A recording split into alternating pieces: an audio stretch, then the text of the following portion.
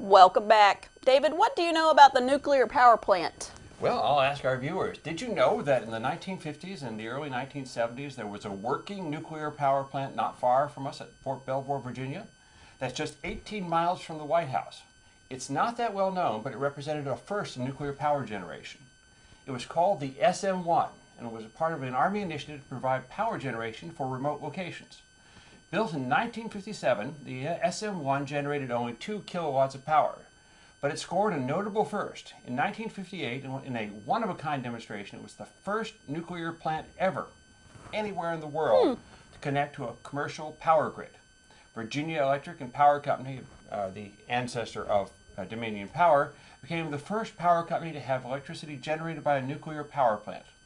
The SM-1 served primarily as a training facility for Army nuclear power plant operators.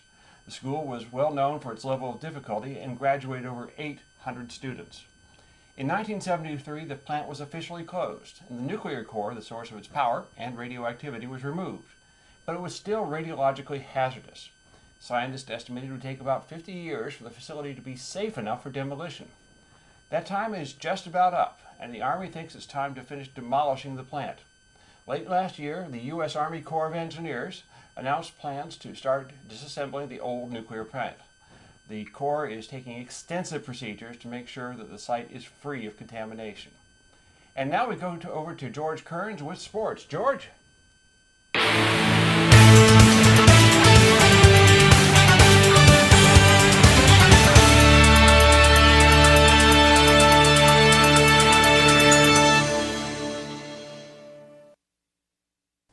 Thanks, guys. George Kearns here for CVTV Sports. The NBA All-Star Game was a shootout in some words, but Team LeBron was down by 20 in the second half and finally got going on firing on all cylinders to beat Team Giannis 178-164. MVP Kevin Durant scored 31 points for Team LeBron and led them to victory. Klay Thompson scored 20 and James and Kawhi Leonard each scored 19 for the winners. Giannis scored 38 points for his team, and Paul George and Chris Middleton each scored 20 points. Steph Curry and Russell Westbrook each had 17 points. And in the Daytona 500 NASCAR Super Bowl, Denny Hamlin wins the race, giving Joe Gibbs Racing its second Daytona title. Behind Denny Hamlin was Kyle Busch in second, Eric Jones in third, Joey Logano in fourth, and M. McDowell in fifth. Hamlin won the NASCAR's biggest race for the second time in 4 years.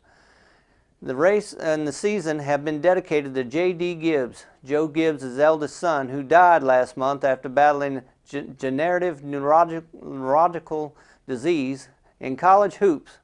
Virginia beats Virginia Tech 64-58 and sets up a showdown with ACC rival Louisville on Saturday. And in the women's NCAA, Baylor remains number 1 with a record of 23-1. Oregon is number 2, UConn is 3, Louisville is 4, and Notre Dame is 5. MLB spring training is starting this week, and the Washington Nationals will play the Houston Astros on Saturday, February 24th at West Palm Beach, Florida. In local high school, former football coach Mark Fisher of the Louisa Lions passed away Sunday night after battling multiple myeloma, a rare form of cancer that he's battled for 7 years. Fisher was a 5-time Jefferson District Coach of the Year. He spent 12 years in charge of the Lions and had 96 victories in 2 stints with Louisa. He guided the Lions to 3 undefeated seasons and led Louisa to the state championship in 2006 and 2017. In 2017, the Louisa County Athletic Department renamed the football field in his honor. Fisher was twice declared cancer-free by the doctors before the disease returned for the 3rd time. In August 2017, Fisher announced he would step down as head coach at the end of the season. Louisa went on to have a remarkable run that year, going all the way to the state championship where they lost to Salem. Our hearts and our prayers go out to the Fisher family, and we will all miss Mark Fisher. And I'm sure the Louisa Lions will honor him and take the field with heavy hearts this fall when Louisa starts football in August. Also, Manny Machado signed a 10-year deal for $300 million with the San Diego Padres. Well, that's a look at sports. I'm George Kearns for CVTV Sports. Back to you guys. And we thank you very much for tuning in to CVTV News. Yes, thank you for welcoming us into your home. We feel like we're part of your family. And we hope you'll tune in next week for our news. I hope you'll tune in next week. Did we do that again? Good, good. Okay, and we want to thank you for tuning in to CVTV News tonight, Deirdre. Yes, thank you so much. We feel like we're part of your family. Thank you for welcoming us into your home. And we'll see you next week.